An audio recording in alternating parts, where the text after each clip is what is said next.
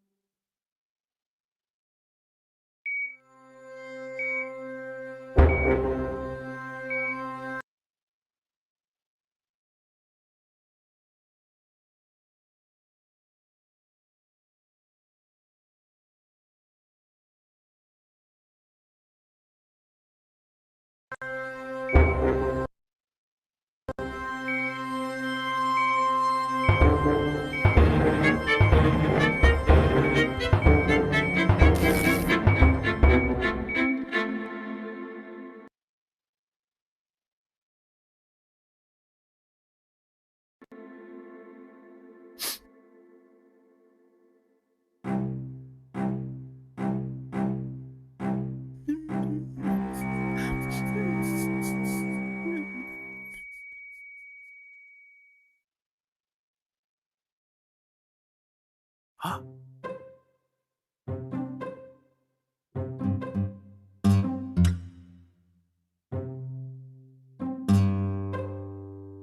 Ah. Aha.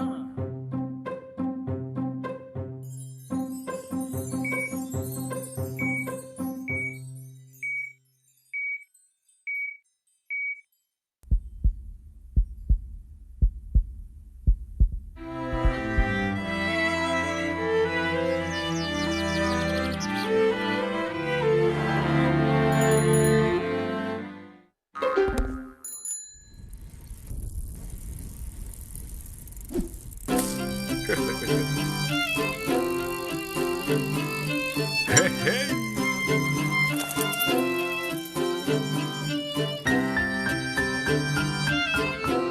Necesis kelka tempo, sed fine la aĉulo komprenis. Ĉu ne?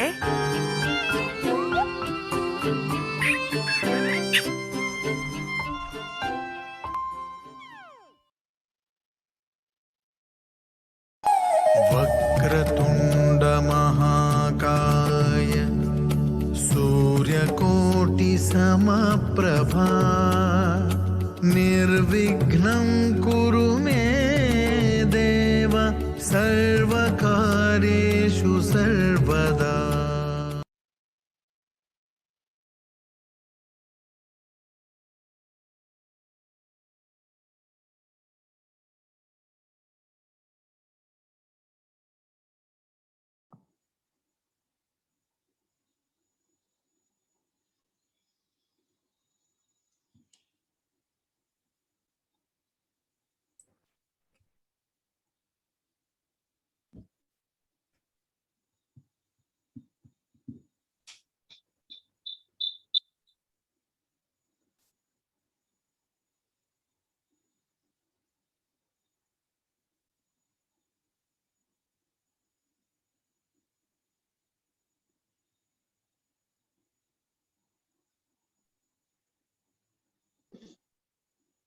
Good evening, namaste, and a very warm welcome to day 2 of Paryavartan. Under the banner of Sadgunsan, which is a philanthropic initiative of Sundar Desharam Kataria Foundation and ICS. My name is Arya, and I am your host for the event. Henry Miller rightly said, "The world is not to be put in order. The world is order. It is for us to put ourselves in unison with this order." With this note, let me brief you with today's agenda. The symposia for today's is Environment and Impact and Risk Assessment. Our keynote speaker for today is Sri Gaurang Das Prabhuji, Spiritual Leader ISKCON. And we have paper presentations by Ms. Deepa Karnik, Director at Ultratech, Dr. Madhu Nathani, Principal Investigator, Department of Science and Technology, Mr. Gajendra Gajpuria, former Associate Director, NPCIL, and Mr. Anand Menon, QHSE Manager, Pioneer Engineering International Limited. The forum would then be taken to open discussions and question answers, which will be followed by a quick recap of today's session by Ms. Aanchal Chhabria. Lastly, we would test your skills with a small quiz. Let me introduce you through Paryavartan, which is being held in association with Brahma Kumaris, our spiritual partner, UCCI, our industry partner, and Pacific University, our knowledge partner. It will also be in place to mention our gold sponsors, our silver sponsors, and our exhibitors. Let us also take a quick tour through the login to enable you to maneuver and access the expo area. We request you to kindly visit the expo area where our sponsors and exhibitors showcase their products and services. Sadgunsan, a philanthropic initiative of S.J. Kataria Foundation and ICS. The main theme for Expo is sensitizing the issue of environment and help create a sustainable future. Paryavartan offers 5 keynote talks, 20 paper presentations, a roundtable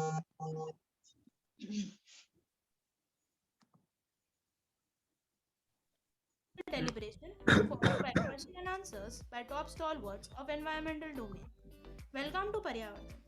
Paryavartan has a virtual lobby from where one can access to auditorium where the technical session shall be conducted. Exhibition area where the sponsors in their 2 categories, gold and silver, including exhibitors, display their product and services. The expo provides an opportunity for delegates and students to learn and get certificate of attendance. Yes, you heard it right. You have 25 certificates to be bagged. It also has prizes to be won in various competitions, which includes daily quiz, best poster, best quote, best poem.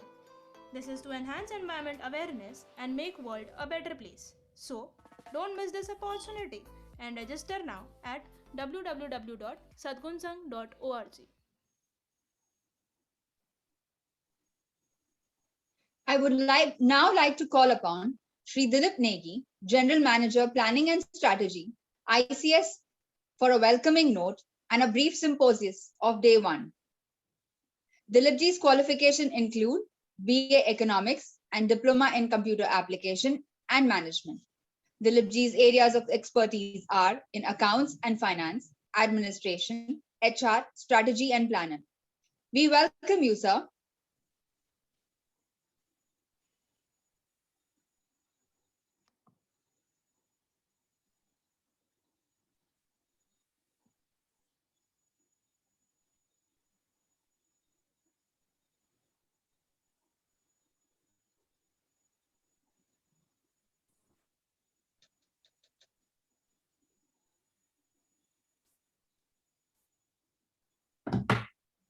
Yeah, thank you, Arya ji.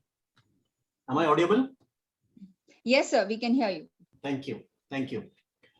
Good evening, ladies and gentlemen.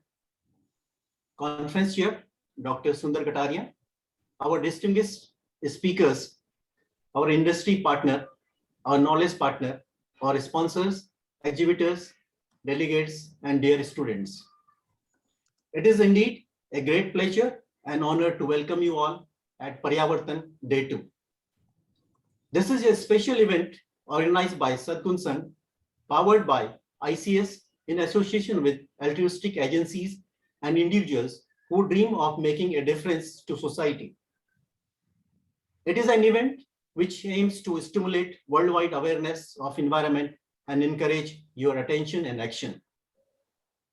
Friends, recently we have seen floods, severe heat wave, extreme rainfall, and higher frequency of cyclones. In June last year, Ministry of Earth Science released a comprehensive report predicting climate change impact on India in this century. It is not long since the report that we have faced two severe cycles within a short span, which wreaked havoc in the country. These environmental threats not only create a short-term destruction, but long-term socio-economic implications. Even after so much hue and cry over this, there is a question which follows us like a spectre. What can we do about all this as an individual? One of the best way to talk about climate change and environmental issues is to connect over shared values with friends and community. This was our thought, which led us to arrange this 5-day event, Paryavartan. And look how far we have reached. Yesterday, with welcome note by conference chair, Dr. Sundar Kataria, Chairman and Managing Director of ICIS Group of Companies, he emphasized our old tradition, which has established the principle of ecological harmony thousands of years ago. Our industry partner, Mr. Komal Kothari, President UCCI, and knowledge partner, Professor K.K. Dave, President Pacific University, also delivered their welcome notes. Mr. Rajesh Maheshwari, CEO NABCB, inaugurated the conclave. He expressed his views on environmental issues and role of accreditation from regulatory board perspective. Dr. Avinandan Lala, retired senior scientist, RRCAT, spoke about impact assessment of solar and renewable energy. He emphasized that schedule has to be planned to meet the large net zero emission as well as adopt the latest technology. From Mr. MP Jain, former ED, Engineers India Limited, New Delhi, we are about and international environmental issues in oil and gas industries. He beautifully covered environmental impact of oil industry.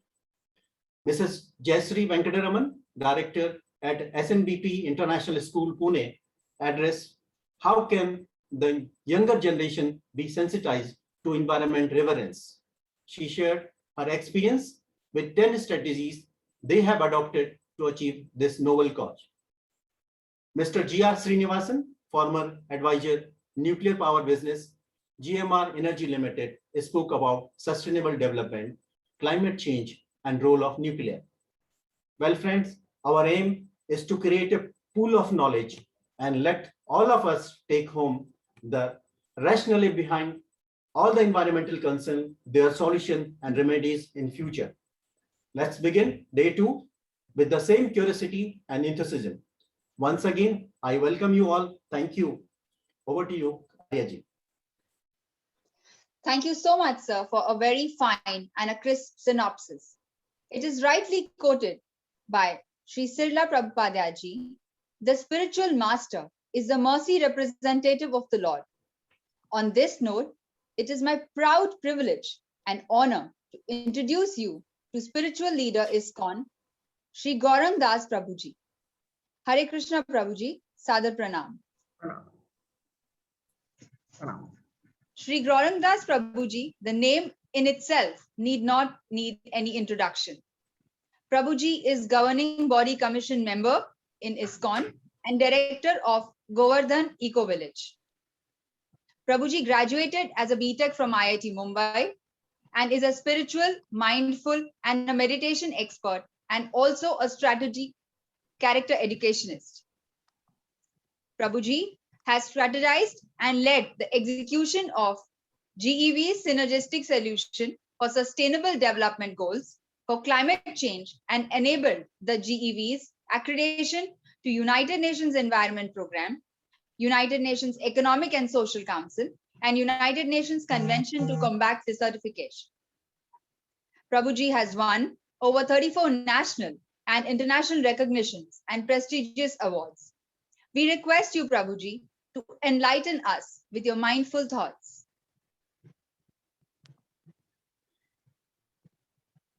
Thank you very much for welcoming me and inviting me.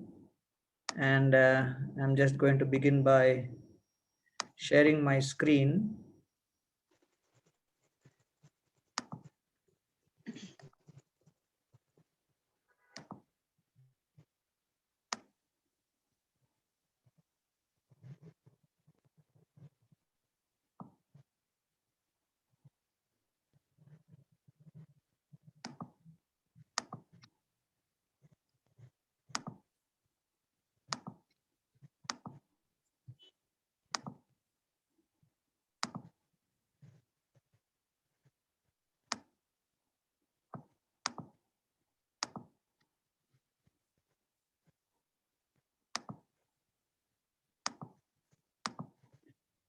So Govardhan Eco Village is situated 100 kilometers from the Mumbai airport.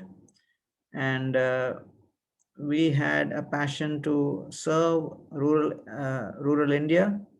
As all of you know, that almost 6.5 lakh villages are there in India. And almost 70% of India's population is in rural places.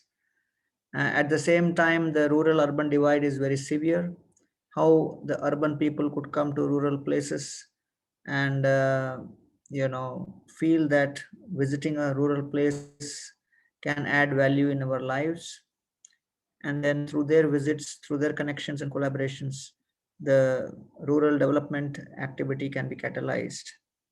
So therefore we thought that in over 700 districts in India, if every district can have such a model which acts as a catalyst between the city and the village, then practically the whole of the rural landscape can probably transform. So the three pillars of our Govardhan Eco Village are: number one, spirituality; number two, sustainability; and number three, social impact. And so we began by first identifying what is the greatest need of people in the city. And then we came to the conclusion that the greatest need of the people in the city is peace. 300 million people globally are affected by anxiety syndrome. 370 suicides happen every single day in India. So people in cities are looking for peace, freedom from anxiety. And so then what are the people in the village looking for? They're looking for, paisa or economy, and they're struggling with their, incomes. And therefore, is there a way by which the needs of peace and the needs of the paisa could be connected? Thinking like that, we decided to create a wellness center over 100 acres, which would be built on sustainability principles. The wellness would be executed on the basis of spirituality and Ayurveda and yoga. And then based on that, we decided that we will go ahead. Okay. So then the concept challenge was there. And that concept challenge was that how do you create as per the, 4 human needs, which is basically in terms of ecological, economical, social, and cultural. That was a very important need to take care. And therefore, if you see this slide, then you have all the different aspects which a person is, typically looking for in an eco village. So these are the 4 different quadrants. First, if you look at the ecological quadrant, then we began with green building and local food and nutrient cycles, infrastructure and waters and energy, nature and urban regeneration and disaster recovery, whole system approach to design as far as ecological is concerned. Then the economic aspects, legal and financial issues, community banks and currencies, local economies, right livelihoods, shifting the global economy towards sustainability. Then the social aspects, education, social networks and activism, acts, rituals, and social transformation. Leadership and empowerment, communication skills and decision making, building community, and embracing the diversity. Then we come to what we understand as the world view, because ultimately all of these are on the basis and the fundamental foundation of a certain vision, a certain lens through which we see the world. So therefore, as a spiritual organization, ISKCON, we have a holistic worldview on Ishvara, Jeev, Prakriti, Kala, and Karma, the 5 topics of Bhagavad Gita. And in the context of reconnecting with nature, transformation of consciousness, personal and planetary health, and spirituality, or which can actually create social impact. So that's one of the programs which I have launched on my website, gaurangadas.com. It's social impact through self-transformation. So the eco-village design is about creating an ecosystem for life. So this is very, very important. How do we create that ecosystem for life? That's excellent idea about how there should be a holistic perspective on how we create the ecosystem for life. So the design challenge was every resource is used by a consumer and made into a waste. And this is known as the linear resource to trash model.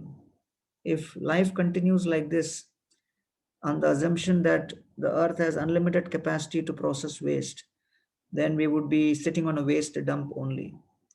We thought, let us create a model where every resource does not actually become a waste, but actually becomes a resource to the next system. And this is known as the symbiotic recycling model. So rather than individual consumers, we thought, let us create individual contributors. So we created a system in such a way which is cyclical, just like in nature. Cow gives dung. From that we have agriculture. From the grains, we cook on biogas. And then we have mud blocks made, and then there is solar power, and water from the sewage goes into the black and gray water goes into soil biotechnology plant, and out comes 4 crore liters of water every year. And therefore we found a zero waste community where every system is connected to another system. So the eco-village construction is not about creating buildings, but creating living spaces. So therefore we have so far created 500,000 mud blocks. This mud block has 0.275 kilogram per megajoule of energy, as against 72 megajoules per kilogram for a regular brick wall with paint, etc. Hare Krishna, Prabhuji. Sorry for interrupting you, Prabhuji. Prabhuji, there is in your share option, there is a disable annotation. If you will do that, then people will not be able to scribble on the screen, Prabhuji. Okay, well, how do I do that? So there are these 3 dots on the share screen option, and on the top, just slide your cursor to the top. You'll have that menu bar come down. There are these 3 dots. Click on that and disable annotation. Yeah. So and to remove this, Prabhuji, you'll have to just reload it again. Otherwise, you'll have to keep rubbing it. So stop share screen and share it again. It'll all go off, and then disable it for everybody. No one will be able to do it. Extremely apologize the inconvenience, Prabhuji. Hare Krishna.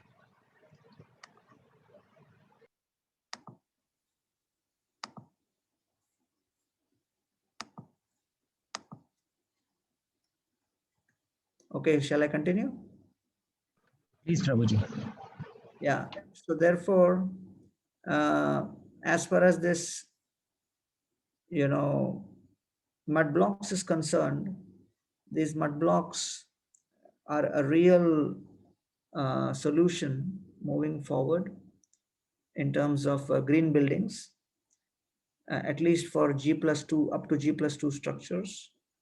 We have excellent resilience being shown in terms of weather, good degree, 4 to 5 degree drop in temperature, and only 7% cement is used because of the design being used, using arches and things like that, including the roofs are made out of arch panels.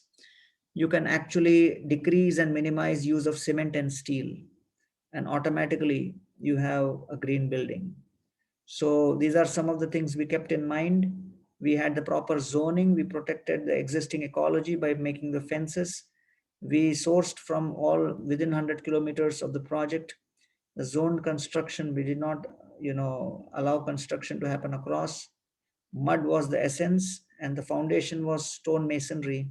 We had several arches made, and natural insulation has also been. So this is how the buildings and structures look like. So then water is another important need, and as all of you know. So therefore, the first thing we did was a hydrogeological survey through Aquadam in Pune, and Dr. Himanshu Kulkarni was involved. And this was the result, which they showed that, somewhere in the northeast corner of our property, we should be digging a pond, and every state government has scheme that for every Satbara, there is amount of 10 to 12 lakhs kept for rainwater harvesting tank. So we found out about it and we did this, and we have the largest 1 crore liter rainwater harvesting tank in the whole of Palghar district. And then, as far as waste is concerned, many people in villages think that waste means, you can't do anything with it. But there is a means by which even the black and gray water can be retreated. And we established an IIT Mumbai developed patented technology called soil biotechnology, the SBT, which is consisting of gravity driven sewerage system, comes in a collection tank. And then there are several layers of hardened muram and, root bacteria of various plants. And this kind of purifies all of that water. And you have fish with water, which can be used again, and almost 4 crore liters of water is used. Then we have energy. We were not just depending on subsidized fossil fuel, but we decided to go for renewables. So there is solar, which we have. There is the bull-based farming also, which we have. Then we have what is known as animal-driven prime mover, which basically has the animals going around and bringing out water through a gear and shaft system. And then the biogas plant, because energy dependence also is a very important element. And then we thought, if we are making so many changes in our, so many elements of our life within, through our yoga and Ayurveda, we are transforming people's consciousness and hearts. So we should also give back to society. And one of the biggest needs is to train people in organic farming. So we started adopting farmers nearby, and almost 75 villages we have adopted, thousands of farmers so far, and trained them in organic farming. We also teach them how to make cow dung and cow urine based fertilizers and pesticides. We also help the women do women empowerment through self-help groups and establish bachat ghats, and then make various kinds of items, just like bags and food products and, dress items and everything. And then we have, for the children, education facilities by having science, mobile science vans moving around, training them in mathematics, and then also having free food distribution in more than 100,000 places nearby. And we have launched the Hunger Free Palghar campaign. And then, for health, we have various nice hospital facilities nearby. And during COVID also, we are doing a lot of work. And then for landless, we are also trying to helping them create shops. And of course, for all of these farmers, we are also helping with watershed, development, which is extremely important. So this is known as the Holistic Rural Development Program, which is technically known as the WADI. And we have improved agriculture, water source development, floriculture, organic techniques, women training development program, etc. So this is an in short And we have almost 12,000 visitors who come from different countries across the world. The maximum number come from US every year. Almost January and February every year is booked by groups from United States. And this is Govardhan Eco Village is helping bridge the urban and rural divide. And in 2017, we got the UNWTO Award for Ecotourism as a catalyst for rural development. So this was an excellent landmark. And also we have received other recognitions from different agencies for our work. So at this point, I'll request our organizer to run the videos you may have received. So I'll end with a few minutes of videos for everyone to get a context.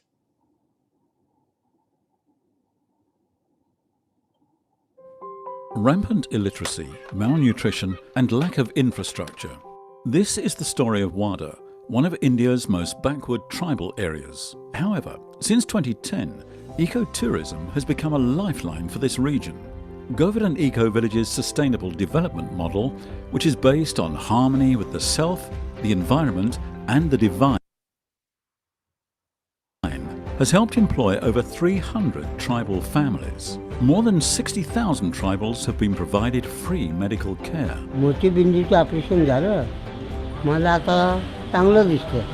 30,000 free meals are provided to school children every day. मुलं स्वतःहून शाळेत यायला तयार होतात.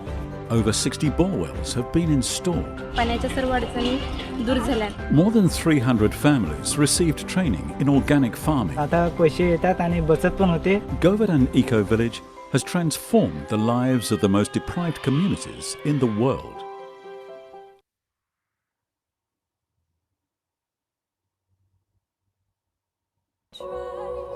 Govardhan Eco Village has been striving to provide a prototype for natural, holistic, compassionate living. We are trying to help people experience harmony by bringing together the body, mind, and soul. It's mind-blowing, the level of activism that's going on here. It's easy to charge the battery here. It feels like it's always charged. It's like this oasis in the middle of rural India.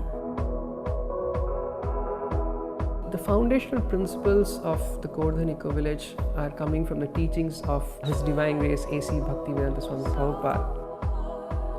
He inspired us to create communities based on the principles of simple living and high thinking. And in that seva, or in that service, we created this community, the Govardhan Eco Village. It's beautiful here. It's beautiful because they work with the land, they work with the community. They really are a model of sustainable and eco-friendly living. The very word sustainability, its origin is in the word sattva, which means goodness. Something which comes when we are closely in sync with the environment, when we are closely in harmony with the environment, both external and internal. The infrastructure here is green, so the buildings, they are made with earth blocks. The buildings are beautiful and comfortable and large, and many people don't even notice that they are green. We have the largest rainwater harvesting tank in this whole district, where we have 10 million liters of water. We depend on solar power and biogas plants. Wet waste becomes compost, plastic becomes oil through the pyrolysis. Can we, as human beings, live in harmony with the earth? Here's a place that's experimenting with that. Compassion and living in harmony with each other and with nature, it's what people want. It's who people are. The mission of GEV is heart transformation. Sustainability is just part of it, but it's a lot more about changing inside. Transforming people's hearts, bringing them closer to harmony by connecting them with ancient wisdom with modern application. Many people who come here, they're reminded of what really is meaningful in their lives. Radha Swami is trying to make positive changes in the world. Here, there's this big feeling of gratitude in GV in general. Everybody's so grateful for all of this. The idea is to just share with more and more people. We are inspiring the people to experience harmony here so that their personal quality of life, the quality of their interaction with other human beings, and the quality of their interactions with nature becomes more fulfilling, satisfying, complete, harmonious. This would mean that the world would experience a population which is in sync with each other. And we at Govardhan Eco Village have been striving to try to live by these principles and striving to provide alternatives for people to see and experience that we could truly live in a spirit of compassion in this world.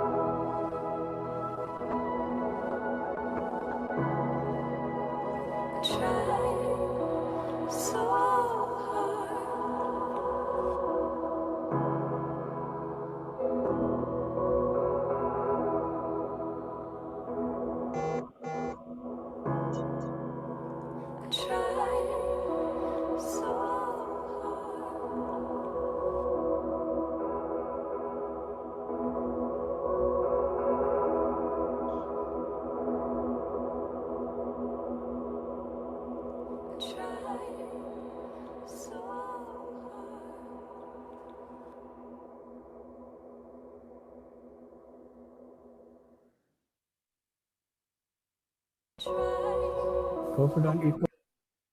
Thank you so much, Dr. Sundar and Arya ji, and thank you very much for allowing me to share something about Govardhan Eco Village. Pranams. प्रभु जी, आज आपका हम सबके साथ इस मंच पर होना हम सबके लिए एक सौभाग्य की बात है. Thank you, Prabhu ji, so much for enlightening us with these wonderful thoughts. I am certain that each one present here have a lot to take home and implement. It is a humble honor to present to you with a small token of appreciation.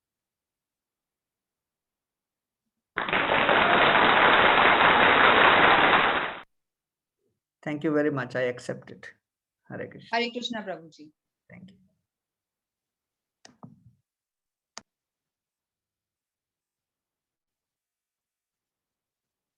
Louis Pasteur has well stated, without laboratories, men of science are like soldiers without arms.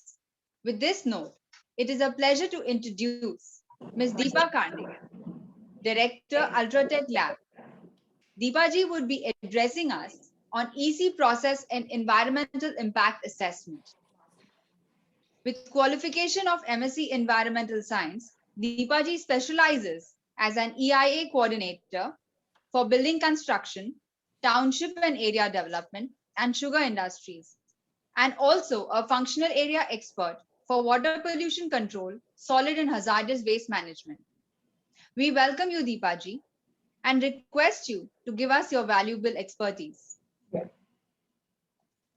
Thank you, Aryaji, and all the organizers for inviting me to present on EC process and EI.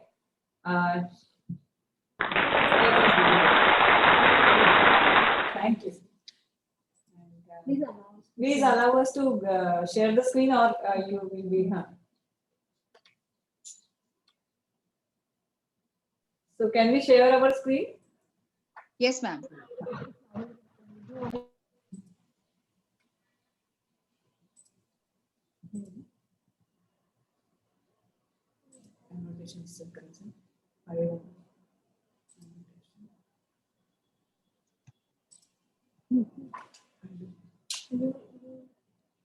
One second.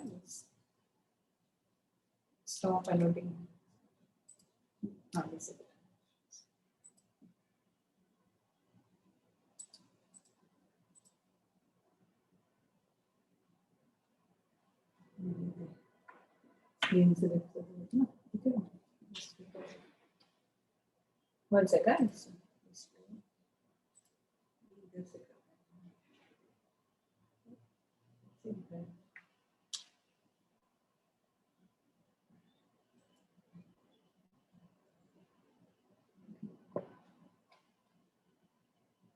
Screen share. One second. Maybe slide aside.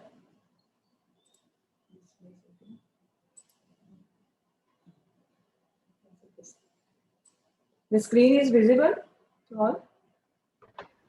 Yes, ma'am, it is. So you must be knowing what is the environmental impact assessment. Always it is discussed as it is a planning tool, or it is a document required, one of the document required for the environmental clearance. So basically, what is the purpose of EI? If you ask any project proponent, the purpose of EI for him is only for getting environmental clearance. It is one of the tedious document any consultants prepare.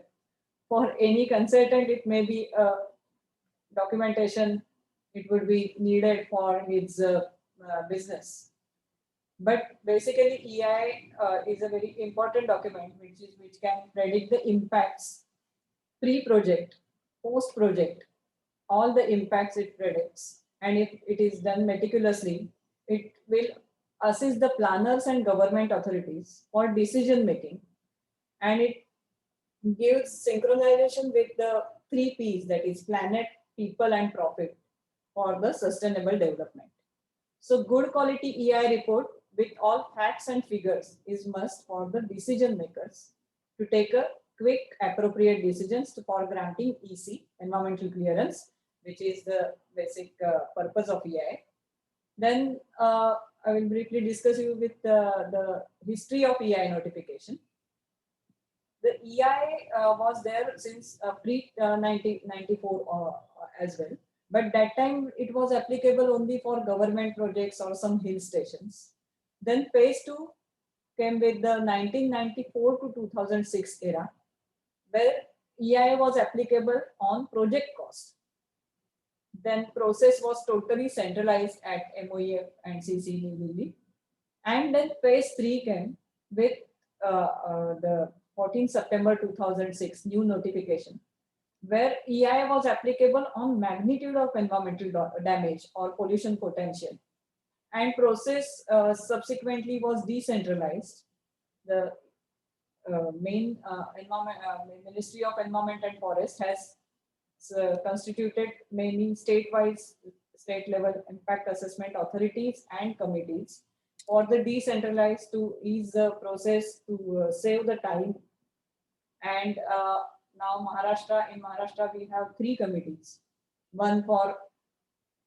two for construction rather, the construction and building construction and township projects, one for MMR region, one for non-MMR region, and third is totally for industrial.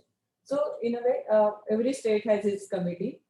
And if the committee is not in place, there is 3 years, 10 years is lapsed, then one may get the clearance from MOEF and CC directly from central till the new committee is being formed.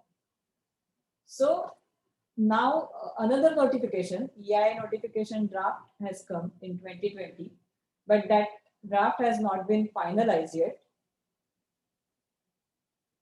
These are some prominent environmental legislations like Wildlife Act, Water Pollution and Prevention Control and Pollution Act, Forest Act, Air Prevention and Control of Pollution Act. Some regulation like CRZ notification, Hazardous Waste Management and Transboundary Rules, MHIHC rules, Plastic Waste Management rules, Biomedical Waste Management rules, Construction and Demolition Waste Management rules, some dust mitigation measures, National Biodiversity Act, NGT Act, which is the most important act nowadays because some are actually giving their valuable suggestions and some are creating nuisance as well. So in a both way, we have to be very careful in preparing the EIA report. It should be owned by a project proponent and of course a NABET accredited consultant. And in any project, for example, it is in CRZ, plus it requires environmental impact assessment. So both the notification, both the regulations should be taken care of. And of course, air, water, hazardous waste, plastic waste is a part of all EIS. Some project fall under Wildlife Protection Act because it is within 10-kilometer radius of the national park or sanctuaries. If the ESZ is not declared particularly, the total 10-kilometer radius is the zone for the taking the clearance from wildlife and NBWL, National Board of Wildlife. Latest example is Thane Creek, Flamingo Sanctuary. Then this overviews of the EIA notification is categories of projects are mentioned there. Then expert appraisal committees are there, central and state level. Stages involved in EC process are mentioned in the notification. Documentation required for taking environmental clearance is also denoted in that. Then process of public hearing is briefed in that. Process of modernization, expansion or amendment in some proposals. Validity of EC for different sectors, different validities are there. Then post EC compliance, which is the most important part. After doing EI, getting EC, the compliance of EC, environmental clearance conditions during construction and operation phase has to be done for the life cycle of project, total life cycle of project, not only during construction phase. And this has been getting more and more importance now in draft notification, draft 2020. Now they have also mentioned that fine will be there on per day basis on non-compliance, not submitting the post-compliance report 6 monthly to the regional offices of Ministry of Environment and Forest. Then these are generic steps for the EI screening, which decides actually the requirement EI is required or not. Scoping, which is getting terms of reference from the expert appraisal committees. Of course, MOEF has given the standard terms of reference for each and every sectors and it is published on their website. We can prepare our project specific terms of reference, draft terms of reference based on that. But sometimes committee feels that no, so additionally these studies has to be carried out. So project specific terms of references are given. Then baseline data collection. Baseline data is the description of actual environment of the project site and the study area, 10-kilometer radius from the project site. Description of core zone, buffer zone and project site study area. Then in predicting the impact, predicting, identifying and assessment of the impact, positive, negative, anything. Then mitigation measures of that impacts and environmental management plan So to structure actually who will be doing what at what stage and who will be responsible and what are the any legalities involved in that, and costing COPEX and OPEX cost. These are some sectors as per NABET scheme. NABET, you all must be knowing, there is a Quality Council of India has now declared that only accredited consultants for that particular sector can do the EIA study. Previously, anybody could do the EIA study for any sector, but now they are accredited some consultants. They have to get accreditation every 3 years, re-accreditation, and every 1.5 years we have to surveillance. We have a surveillance audit. So their sectors are based on the notification only. Mainly the notification, EI notification gives sectors as basic like mining, then river valley, thermal power plants, and then the industrial sectors like some soda ash industries, leather industries, chemical industries, fertilizer, pesticide industries, sugar and distilleries, synthetic organic industries. And then it is mentioned as this isolated storage, but recently isolated storage has been denotified from this notification. Now you don't require isolated storage, EC for isolated storage, but sometimes for purpose of any other requirements, EIA can be prepared.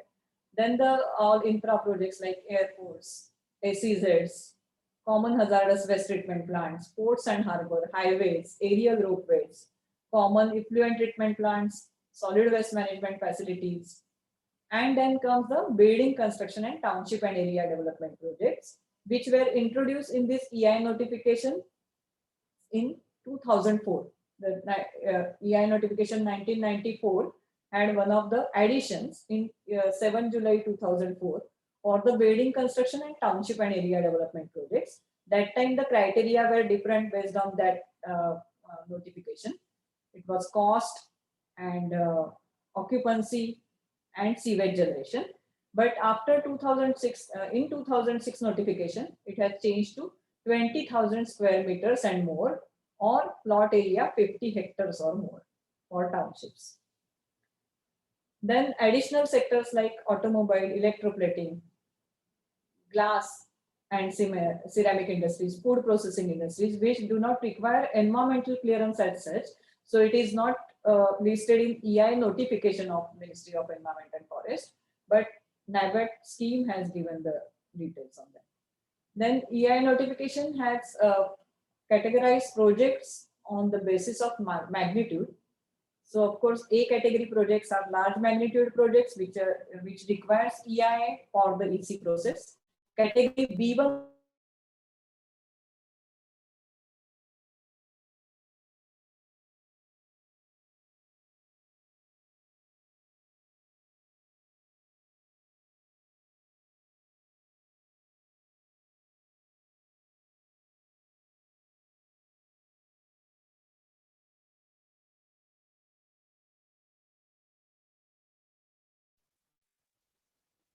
can you hear us? Ma'am, you're not audible.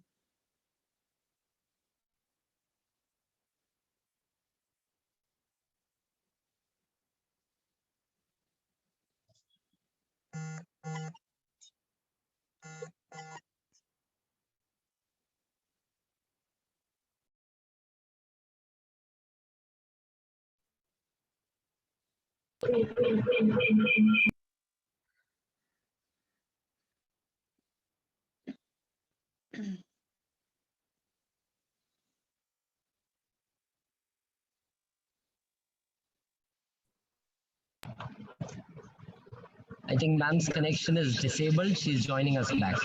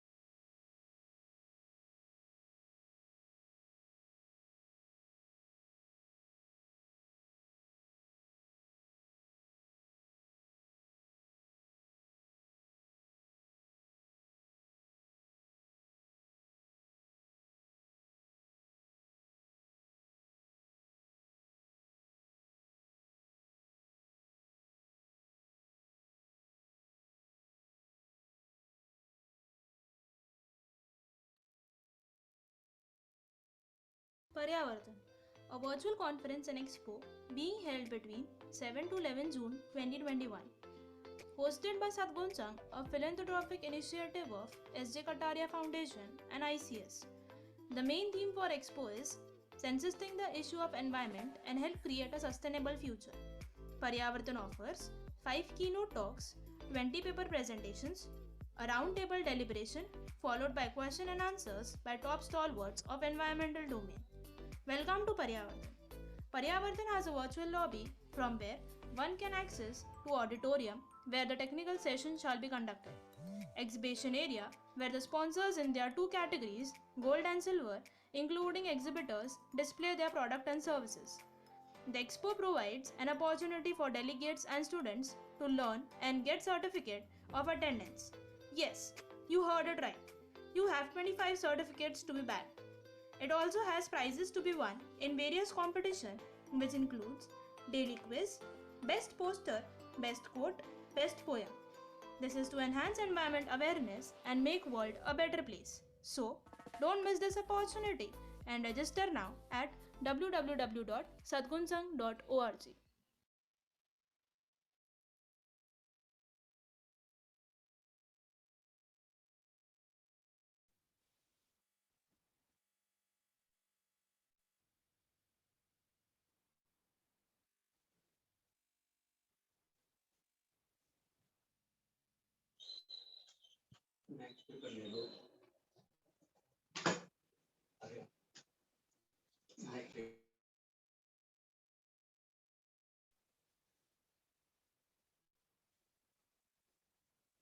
Yes, ma'am has joined us back.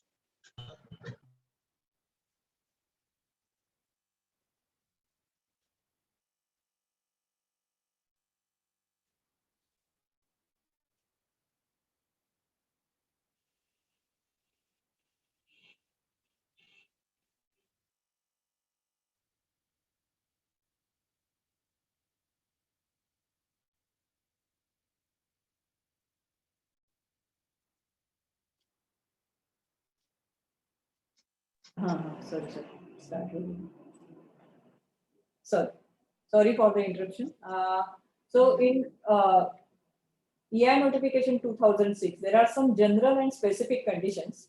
So what are the general conditions? That are any project of category B, which generally don't require clearance from the central level, but it will be treated as category A if it is within 5-kilometer boundary of protected areas as per Wildlife Protection Act, critically polluted areas declared by CPCB, Central Pollution Control Board, eco-sensitive areas as notified under Environmental Protection Act 1986, and interstate boundaries and international boundaries. So this condition of 10 km was applicable for river valley, thermal, industrial estates, and common hazardous waste treatment and disposal facilities. And general conditions are not applicable for building construction and area and development, township and area development projects.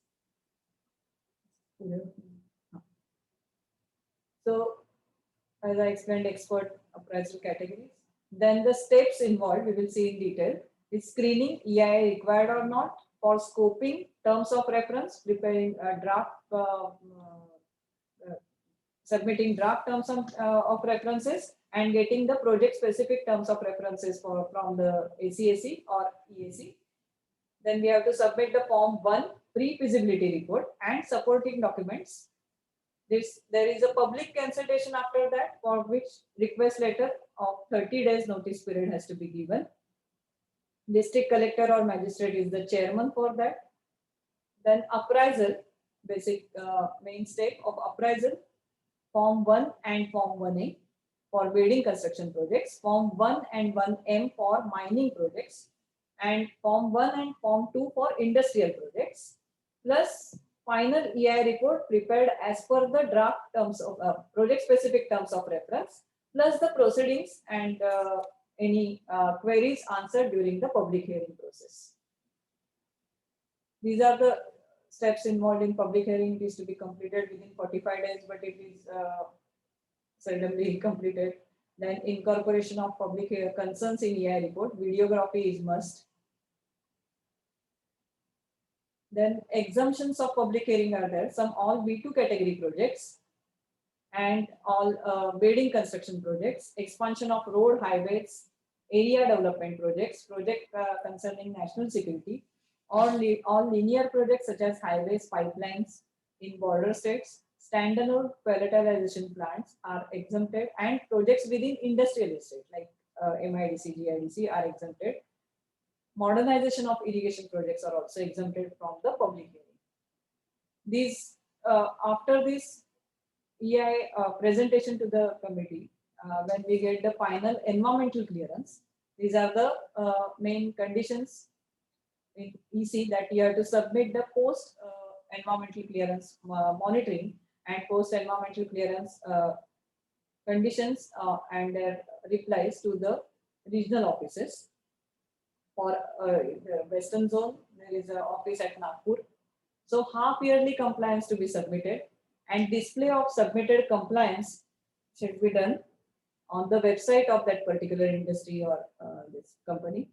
And this identification of impacts and predicted values need to be validated during the project monitoring, actually in the operation phase.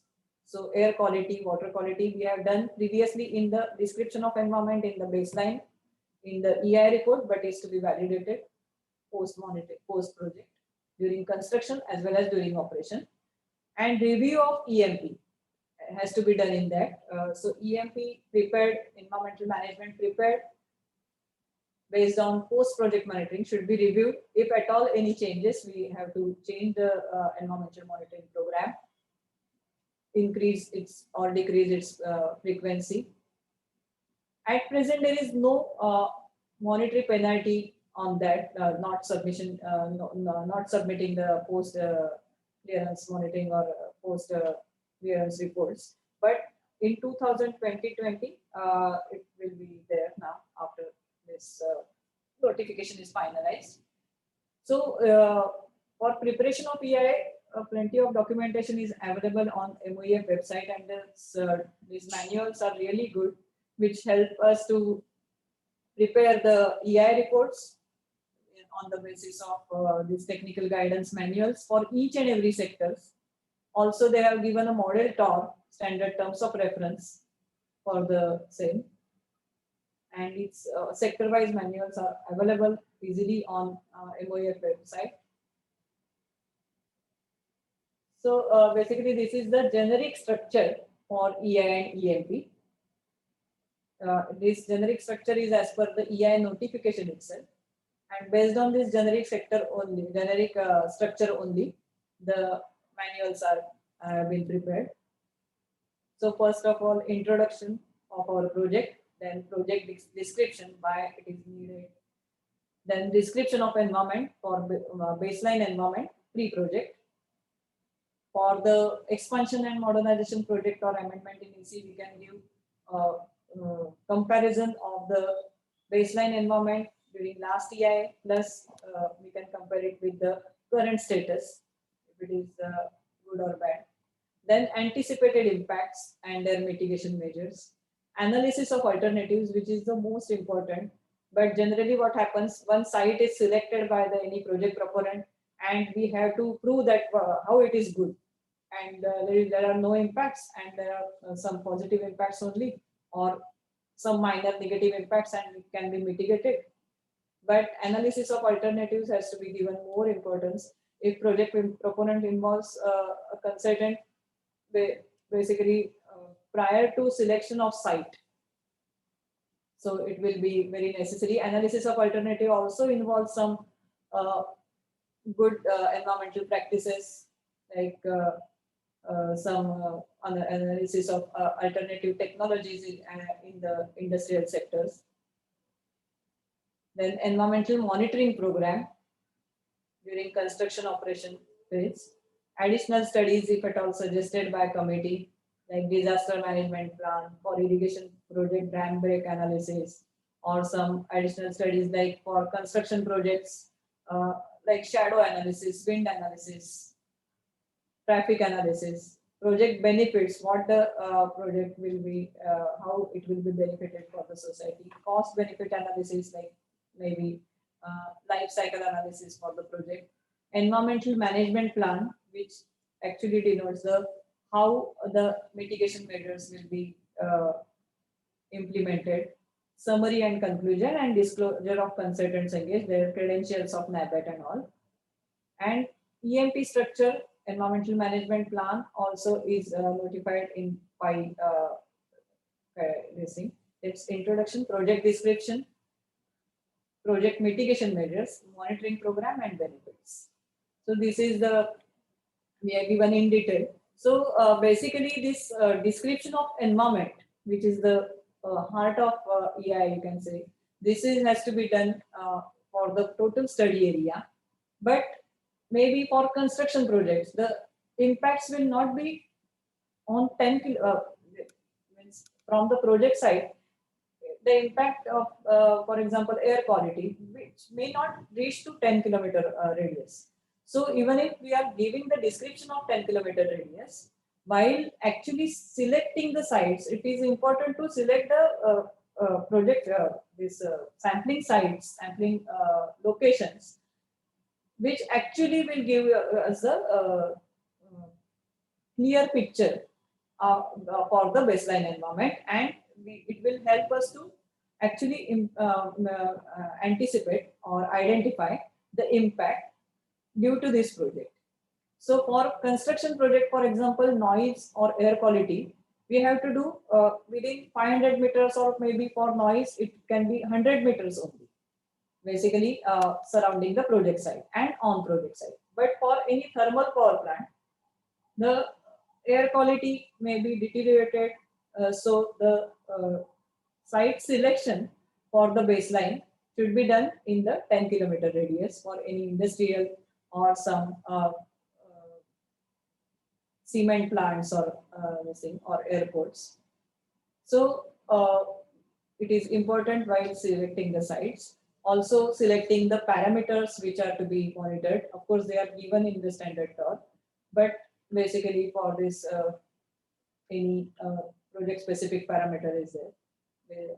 Then anticipated environmental impacts and mitigation measures. In this impact prediction is very important. Generally what happens, effects are predicted, not the impacts. So any air pollution or water pollution is not an impact. It is only a change in environment. So basically what are the consequences of that change are the impacts. For example, there is one water pollution due to one industry. But due to this water pollution, if the fishes are dying, and if the fishes are, this toxicity is there, and these fishes are eaten by some community, and there is a disease in that community, or there is a loss of their socio-economic conditions due to non-availability of fishes. So these are the impact, and not we have to predict the impacts basically, not the effects. When we predict the actual impacts, then it is easier to suggest the mitigation measures and assessment of significance of impacts. Some impacts may not be significant, some impacts may be positive, some impacts may be negative, some impacts may be only for temporary period, other impacts may be totally devastating the life of the residents or occupants nearby. So mitigation measures should be suggested. Analysis of alternatives or technology and site. So environmental monitoring program, like technical aspects of monitoring, effectiveness of mitigation measures should be done. Frequency, location, data analysis, reporting schedules should be delineated in that. Also a detailed budget. Some additional studies like public consultation, risk, and social impact analysis for mainly for irrigation or projects in which there is a displacement of people or some property. Project benefits, environmental cost benefit analysis ratio, and a major brain, you can say, for the EI study is the environmental management plan, which actually gives us the who will do and at what stage, and who will be responsible, and how it will be implemented. Then the summary, conclusion, and disclosure. So, like this, EI is a multidisciplinary study which actually involves a master, which is the EI coordinator, which should have a knowledge of all sectors like air, water, quality, land use, noise, vibration, basic knowledge of all, and actual functional area expert, which are maybe 10 to 12 functional area expert. Each specifically is expert in the that particular field, like land use, air pollution, air quality. So EI coordinator should take the details, the inputs from all these functional area expert, and he have to write the EI after this, getting the inputs, adding his knowledge, his experience, and his sectorial experience. So these are the sector-wise requirements of functional area expert as per given by Quality Council of India. Some are core functional areas. For example, you can take a power plant or cement industry. Of course, all can know that air pollution or air quality are the core sectors. For mining or river valley, socio-economy, ecology, biodiversity, and water pollution are the core sectors. But for building construction, maybe water pollution and municipal solid waste management are the core sectors. And some significant areas are also mentioned, like land use, but it can differ project to project wise. For example, in big township, if there is a displacement of people or some rehabilitation, then of course the socio-economic sector is equally important.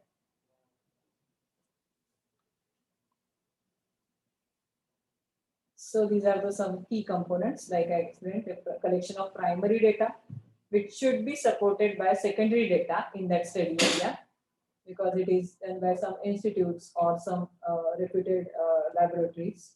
And this collection of primary data has to be done by an NABL or MOEF accredited lab only.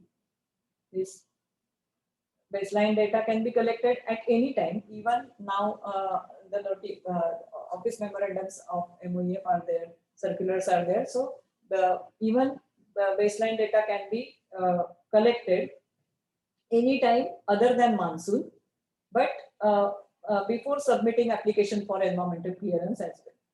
It has a validity of 3 years at the submission of final submission. But the collection of existing hydrography data supported by secondary data, assessment of present status of air, noise, and water up to 10 kilometer radius, identification of potential impacts is the key point in this EI. Then prediction of those impacts, whether they are actually predictable qualitatively or quantitatively, like mathematical or simulation models, or basically for air quality, or in some cases for water quality, or dispersion of pollution, like for any EIA for this disposal of treated sewage into the sea. So dispersion mathematical model is important to actually see where to be disposed, so that there should not be disturbance for the life in the sea. Preparation of environmental management plan based on identified and predicted impacts. This is the structure for environmental management plan. It should be designed to achieve reduction of impact, improvement of the environment of the area, and establishment of proper monitoring mechanism. And actual specific role has to be given, specific staff should be earmarked, and funds to be allocated for this environmental management plan. And some specific responsible persons has to be given this task in each industry or company. So EMP generally prepared but not evaluated. So evaluation has to be done in consultation with any consultant periodically. Then phases of EMP at design stage. First of all, in design stage, basically for building construction project, maybe at design stage itself, we can see the impact of any heat island study, traffic, or some location specific impacts, like if there is a nala or river nearby. So if at all the HTL or gas pipeline is passing through the project. So these are some location specific pre-construction impacts. Then actual in the construction phase, including site clearing operations, some demolition and excavation activities. During operation phase, actual what will be the generation of sewage or effluent or some air pollution in industrial projects. Then environmental issues, all this may vary from the greenfield project or brownfield project as compared to gradation widening of road highway project depending on the environmental setting. So EMP also may vary accordingly. So applicable environmental laws, ways and means to ensure compliance of environmental laws, and identification and delegation of responsibilities is the most important features in EMP. So this is essential inputs for quality of EI, knowledge of experts having good understanding, integrity of the baseline data, organizational commitment, system-based working, and these are the some accreditation scheme in NABET, Quality Council of India. There are some versions, 3 versions. Now it is 2015, and scheme notified by MOEF. This it is compulsorily made by MOEF in 2016. Thank you. Forum is open for any questions.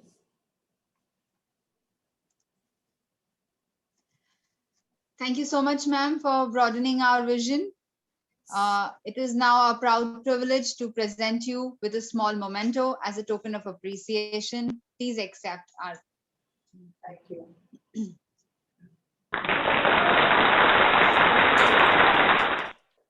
Yes. Thank you, ma'am. Value. Science knows no country because knowledge belongs to humanity and is a torch which illuminates the world, was rightly highlighted by Louis Pasteur. On this note, I welcome Dr. Madhu Nathani, Principal Investigator at Department of Science and Technology. Dr. Nathani would be addressing us on environment impact of industrialization. Dr. Nathani is working for a project on soil and groundwater solution study in East Kutch. She's qualified as PhD, Kutch University, LLB, B.Ed, MSc, BSc. Dr. Nathani is also Vice President, Women King, Kutch District, International Human Rights Organization, convener at Mahila Adhikam Group, and does NGO work for society. We welcome you, ma'am, and request you to enlighten us with few words. Thank you very much, Arya.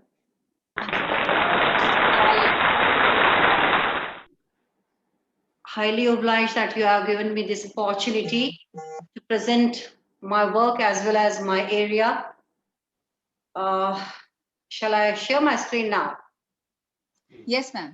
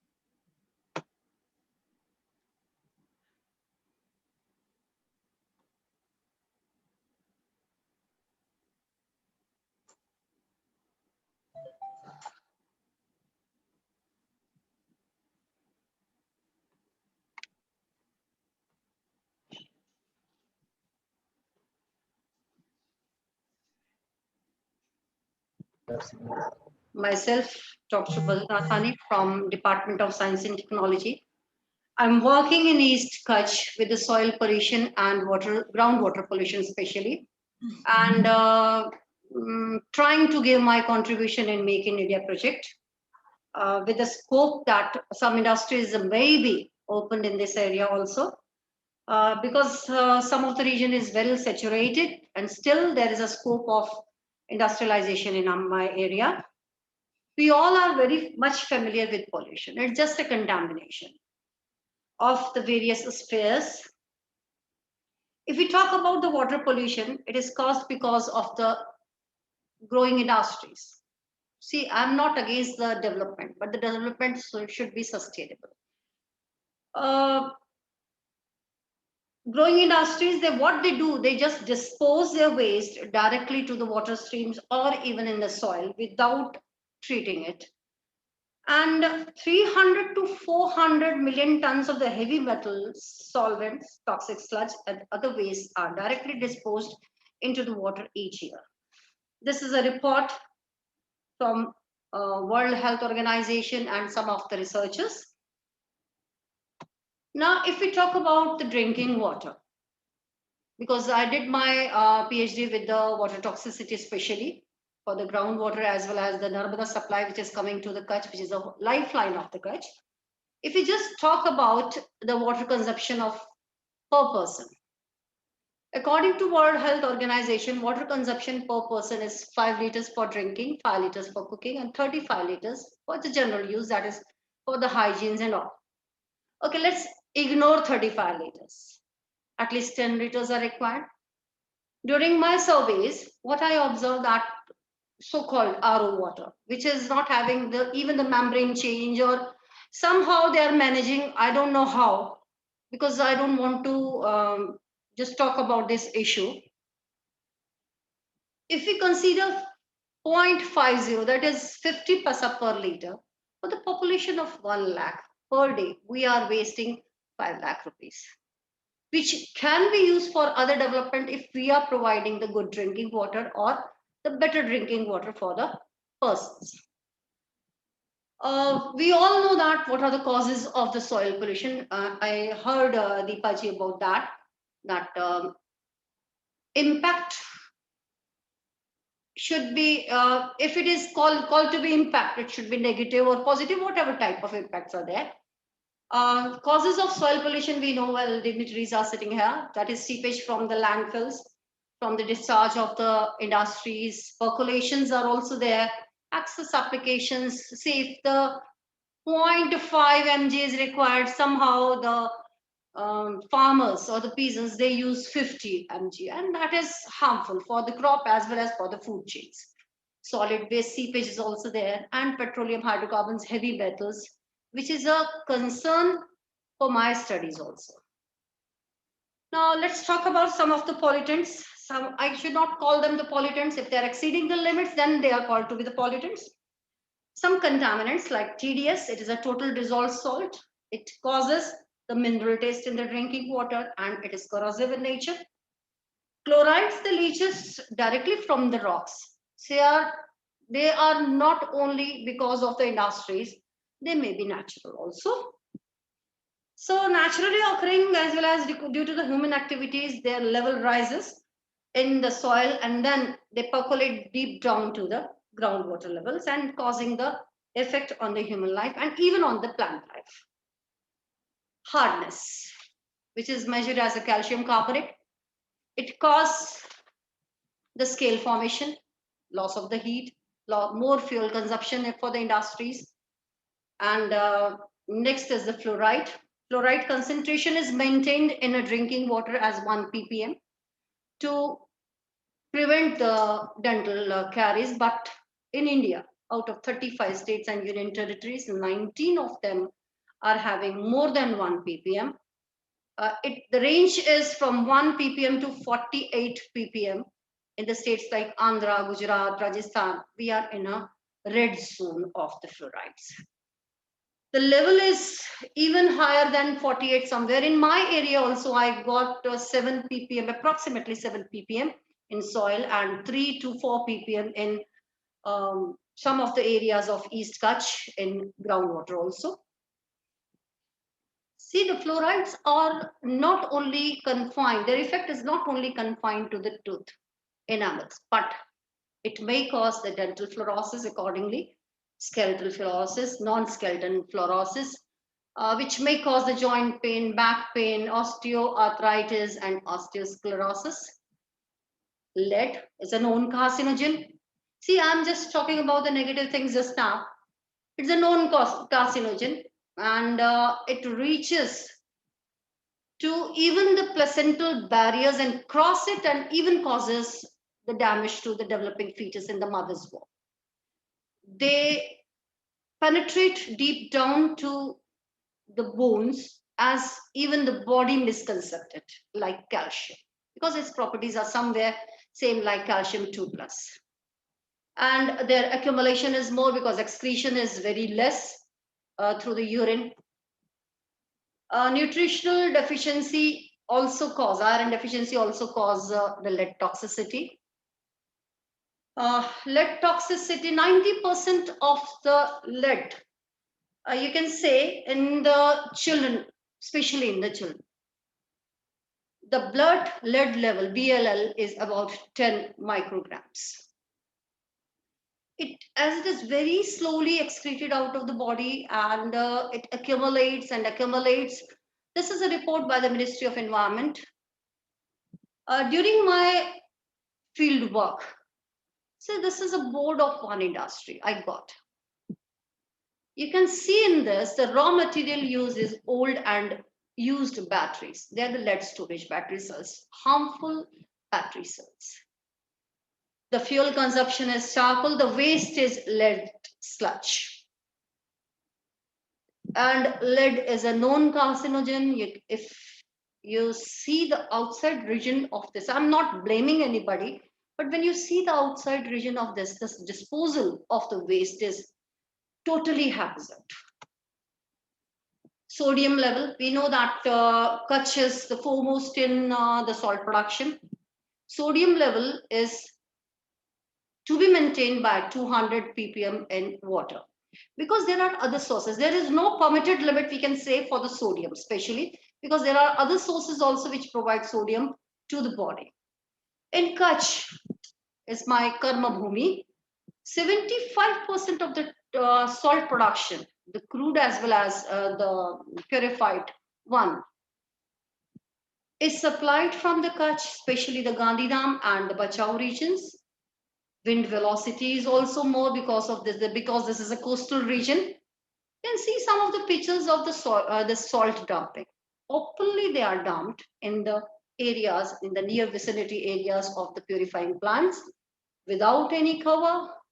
Velocity is more, already the land is saline, and moreover, the concentration of Mn, that is a manganese, is also very less. In my studies, I found in 2015, 16, 17, I found the manganese level is also less. And even I'm working with that just now also, which is used for the control of the blood pressure. And sodium is an elevator of the hypertension, that is the blood pressure. The first one, the air pollution, you can say, is of timber industry.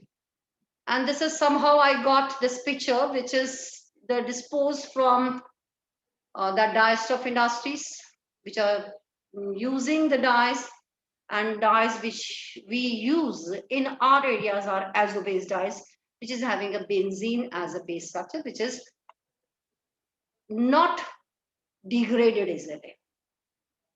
If we talk about economic losses only because of the sodium and fluoride, due to the salinity, the kidneys are affected.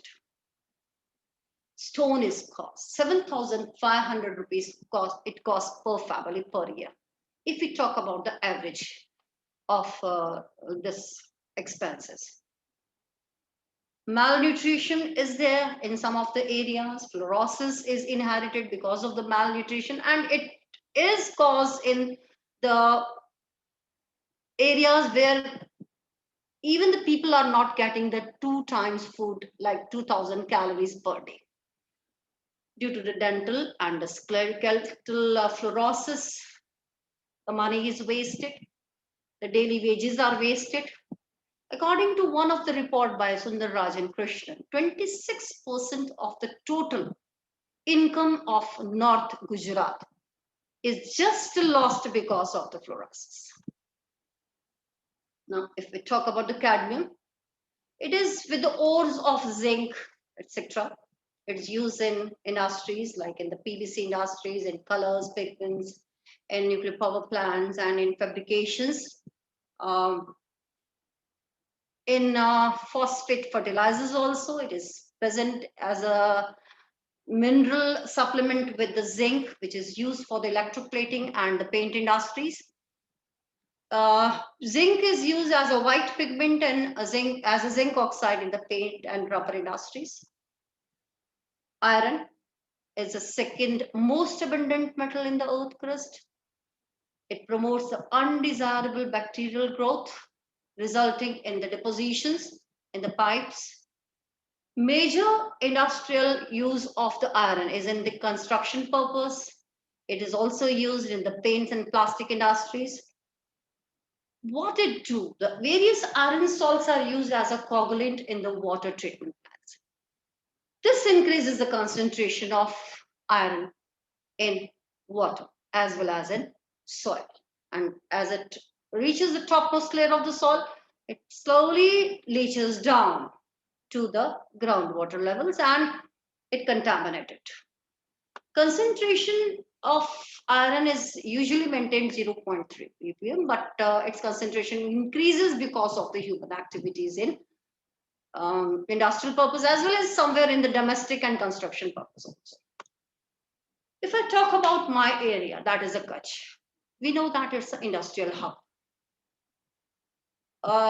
Last 2 decades, that is in last 20 years, after the earthquake of 26 Jan 2001, there is a noticeable ecological imbalance created in Kutch. With the portion lands, water, groundwater levels, in 20 years, 38-meter depletion is noticed. That means per decade, 19-meter groundwater is depleted because of the haphazard use and growing population. One of the very interesting fact which I observed is the population. It's not my prediction, it's just simple from the data calculation. The population of the Kutch is increasing at the rate of 32%. And the depletion is at the rate of 19 meters per decade.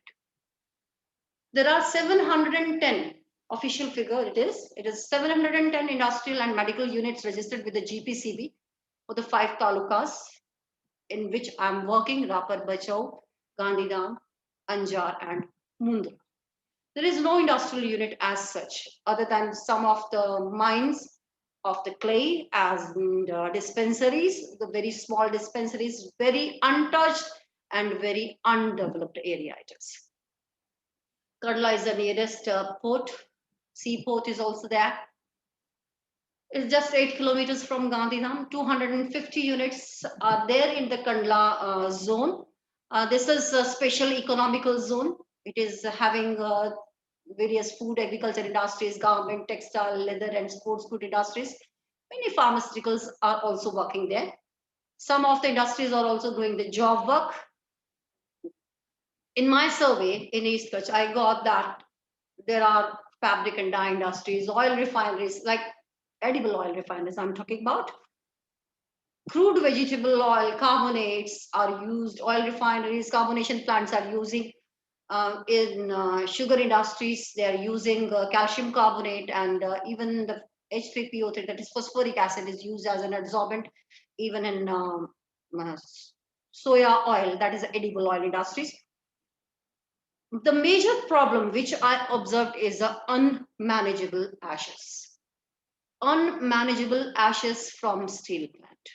And that is creating a big havoc in these 2-3 areas of this zone, in which some of the petitions are also filed, but now they are, because it's a completely court issue. I don't want to talk about that, but somehow they are rejected and now they are in the green tribunal. Azo compound dyes are used in the fabric industries. We have big plants over here. Electronic industries uses silica. The industries which are using this one stearate and silica. In the soap industry, baby soap industry, zinc stearate is used. Crude glycerin is also purified here. Now the bentonite, which is used in the oil adsorption in their treatment plants, either they are directly disposing it or burning it in the near vicinity area without taking any moral responsibility to throw it in dumping areas, which is just 80 kilometers from this zone, industrial zone of Anjar. Or they just simply sell it to the incense, that is agarbatti industry, as a fuel, and even in the as a fuel in the this brick industry, they are selling it. That is good for them because they are actually using it in somehow in some good way, rather than throwing and burning them in the areas. Now, if we talk about the Narmada, all negativities we talked about. Now, let's talk some positive thing. We have a Narmada branch canal. This is the index map of branch canal of Narmada. Many of, you can see 182 villages are directly benefited by this, and if the irrigation department takes some pay, many of the villages can be getting the irrigation water and good drinking water. When I started my studies along 7 years back, even the Narmada water was having the good TDS, that is just 200 or something like that, but now it is even more than 500 somewhere. As I talked about the Rapar region, which is totally untouched, land availability is there, sources are there, agriculture, if you see, the lush agriculture is there. So there is a scope of agro-based industries in this area.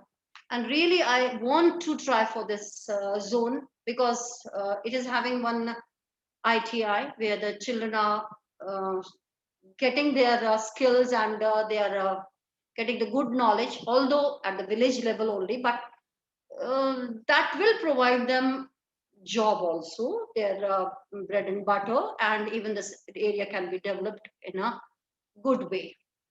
This is a lush green because after Rajasthan, Raupur is having the second best quality cumin seeds, jeera.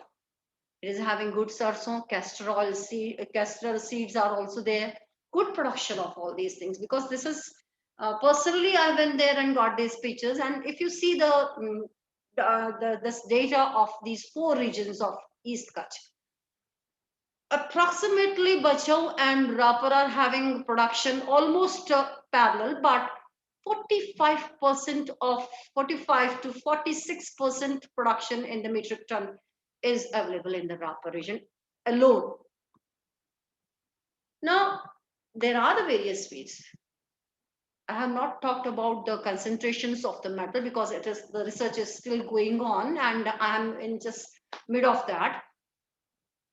But there are the remedies to prevent the heavy metals by making the barriers, by oxidation, reduction methods, chemical treatment methods. But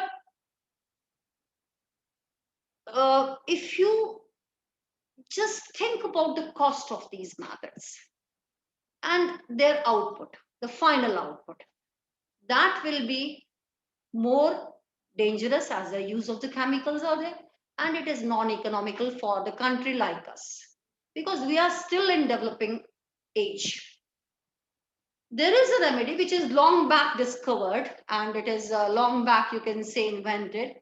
That is a phytoremediation. Ours is a country of peasants. Ours is a country of agriculture. So why not to do the methods which are acceptable by all the people? 50s, 56, 70% of the people are still engaged in agro industries or agriculture. So the phytoremediation, I think, is the best method if we seriously think about this. What they do, the plants which are suitable for the phytoremediation, and many researches are going on in this area, especially the Kajri is there, which is doing very good job of spineless cactus and all. as a fodder for the animals. Plants, what they do, they just concentrate all the metals to their root to shoot system and confine it there. It does not allow them to percolate down to deep layers and does not even allow them to flow to the remaining lands. So it is simply a low cost but a time consuming.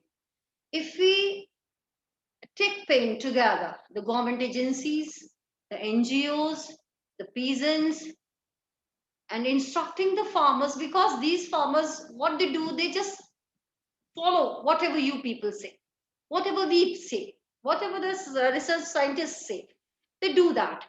So especially taking them to in the confidence, if we just talk about these methods, it will be best methods for the decrease of the metal toxicity.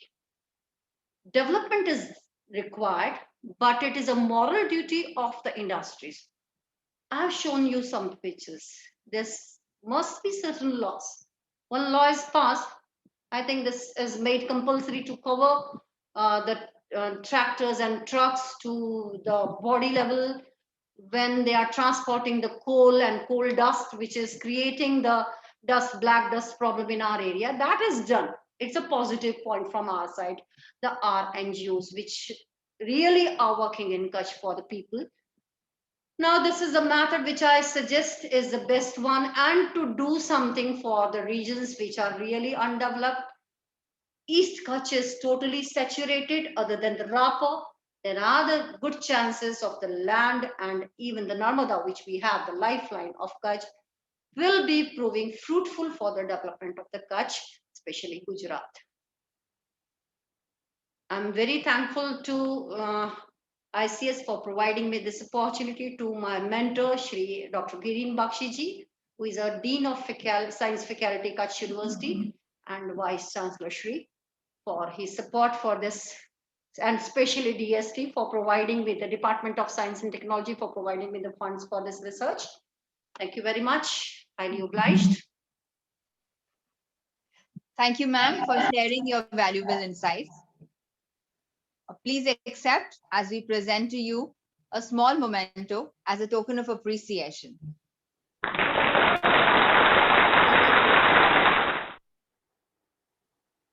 Thank you, ma'am. We now welcome Mr. Gajendra Jajpuria, former Associate Director, NPCIL. Gajendra ji would be addressing us on environmental management in nuclear power plants of India. Electrical engineer by qualification, Gajendra ji specializes in commissioning of electrical systems, maintenance management in power stations, work contracts, and project management in NPPs. Gajendra ji's achievements include rehabilitation of failed electrical system in record time after major fire incident during commissioning stage. He has presented papers on outage management in NPPs at COG, Toronto, and IAEA, Vienna. His achievements also include successful modernization of aged electrical system during EMCCR outage of KPS-1 and standardization of contract documentation for NPCIL. We welcome you, sir, and request you to please widen our perspective.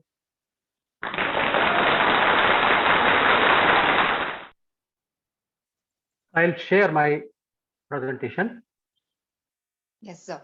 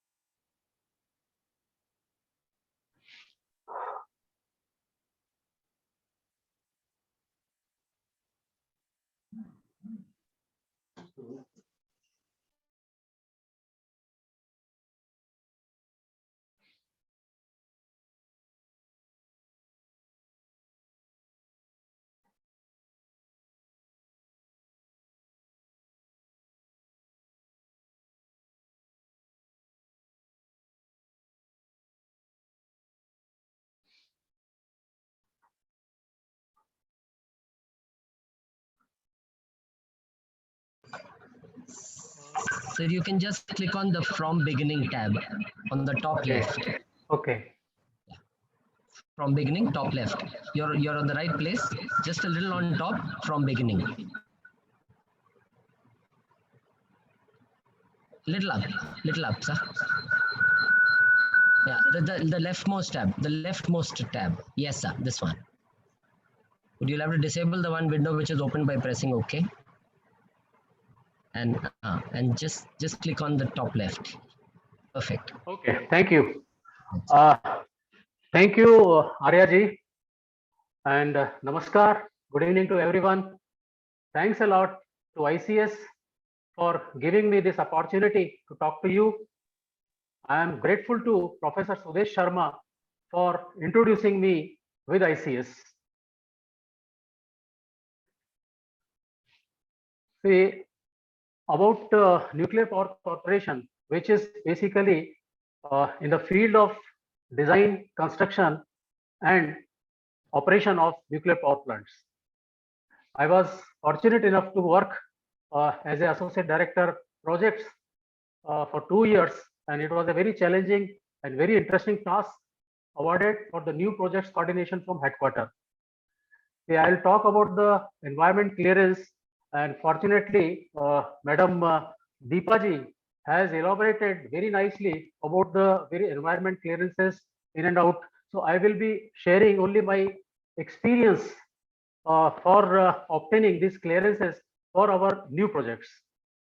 See, on receiving our approval from Government of India for setting up a nuclear power plant, various pre-project activities have to be commenced, and various legislative regulatory clearances are to be obtained from the government agencies, concerned government agencies. So I'll talk about the environment clearance.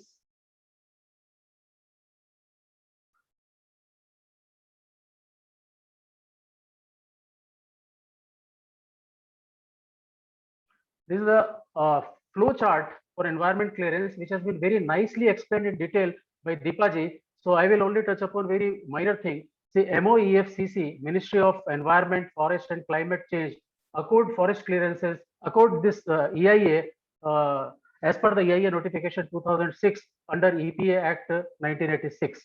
And based on the application by the project proponent, MOEFCC put up to the Expert Appraisal Committee, EAC.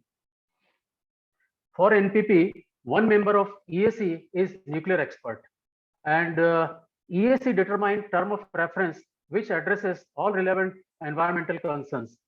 Term of reference covers standard as well as specific to that particular project, and MOEFCC issue term of reference having validity of 3 years to prepare EIA document. As already told, that environment impact assessment is a management tool to integrate environmental concern in developmental process and for improved decision making. And there are two major points for EIA process, which I will like to share. One is to foresee and address the potential environmental problems at an early stage of project planning and design. And second one is to harmonize developmental activities with protection of environment, keeping with the tenets of the sustainable development. As NPCIL has to maintain the quality for the EIA study, so that work we are outsourcing and by appointing a consultant accredited with National Accreditation Board for Education and Training, NABET, or Quality Council of India. And mainly there are certain points which is covered by the EIA process. Number one, baseline information about the environmental, social, and economic conditions in the project area. Information on potential impacts of the project and the characteristics of the impact, magnitude, distribution, who will be the affected group, and their duration. Next point is that information on potential mitigation measures to minimize the impact, including mitigation cost. And another important point, which is basic information for formulating environment management plan, that is called EMP. Next phase is a very important phase, that is called for obtaining EC is the public consultation or public hearing. It is a process by which the concern of the local affected person and others who have plausible stake in the environmental impacts of the project are ascertained with a view to take into account all the material concern in the project design as appropriate. So as it has to be submitted to State Pollution Control Board, once the draft EIA report is ready, that in soft and hard copy along with its executive summary, and the process has to be completed within 45 days. So as per procedure, the wider publicity has to be given for public hearing, and its video photos are to be kept as a record purpose. And you know that not only nuclear power plants are located in a very remote site, so covering all the villages scattered all around the project site, that too in a difficult terrain, is a challenging task. I was involved in the public hearing process of 3 new NPPs, and my then NPCIL colleague, Shri Sudesh Sharma ji, who is presently visiting professor of IIM, was also with us during public hearing process of these projects. अब मैं कुछ ऐसे वाकये share करना चाहूँगा जो हमको face करना पड़ा, बहुत ही चैलेंजिंग इस टास्क को अकम्प्लिश करने के लिए। चुटका साइट जो कि हमारे जबलपुर मध्य प्रदेश में है, और ये साइट रानी अहिल्याबाई डैम नर्मदा पर है, उसके बैंक पर ये रिजर्वायर के बैंक पर लोकेटेड है। एंड एक अटेम्प्ट में हम उसको प्रोसेस को कंप्लीट कर नहीं पाए, लिटरली हमको साइट छोड़ के जाना पड़ा। Reason was agitating local, that is normally happen for the nuclear power plant and Narmada Bachao आंदोलनकारी। दूसरा कैगा साइट, वो भी एक कर्नाटक, उत्तर कन्नड़ा डिस्ट्रिक्ट कर्नाटक में काली रिवर के बैंक पर लोकेटेड है। उसका मैं वाकई आपको शेयर करूंगा।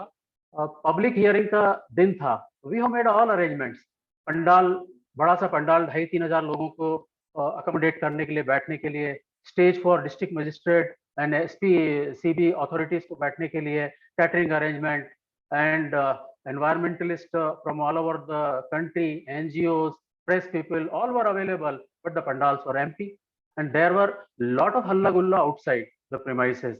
Then we came to know there are some political leaders who are not allowing locals to reach public hearing site. That later district magistrate has called the local that leaders, as per leaders, there is no objection for coming up the plant because Kaga site is located on a brown site, so people know once the site has come how much development activity takes place due to the NPPs. So they know they are having no objection for coming to the project or any environment related issue. Only demand was for employment. Anyway, public hearing was concluded in the chairmanship of the district magistrate, and concern expressed during public hearing are to be recorded in the public hearing proceedings. Videography proceeding is must, as already told, and to be enclosed with the application for EC. Next stage is which is appraisal stage.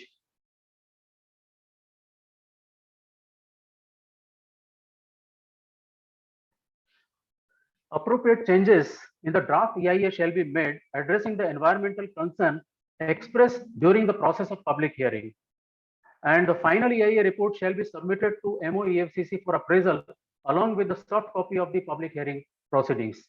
And if forest land is also involved in the project, like in our Banswara Rajasthan site, then there is a need to give stage 1 forest clearance also to be submitted along with the application.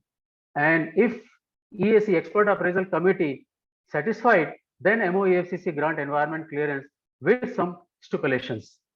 Validity of EC is 7 years as per EIA notification 2006, and the recent past there is a draft has been issued as in 2020 March, and as per that for nuclear power plant it has been the duration has been, this validity has been increased to 15 years.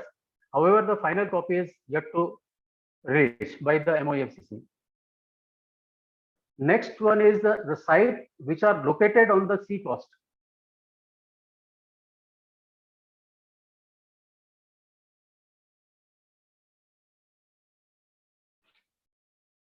Coastal regulation zone or CRZ clearance that is required to be obtained for the such site.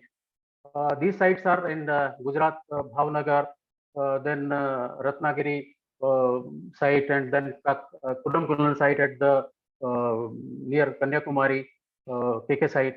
And these application for prior clearance from concerned SCZMA, State Coastal Zone Management Authority, are required to be submitted, and that covers project summary, CRZ demarcated map into 1:4,000 scale, indicating high tide line as well as low tide line, and plant layout superimposed on the CRZ demarcated map, EIA report, which include marine impact assessment, MIA report also, risk assessment report and disaster management plan, and of course NOC of SPCB. Concerned SCZMA examine these submitted documents in accordance with CRZ notification 2011 and make recommendation with prior clearance. MOEFCC in consultation with EAC, if satisfied, give CRZ clearance to the project based on the recommendation of the concerned SCZMA, and validity of CRZ clearance is 7 years. In case site is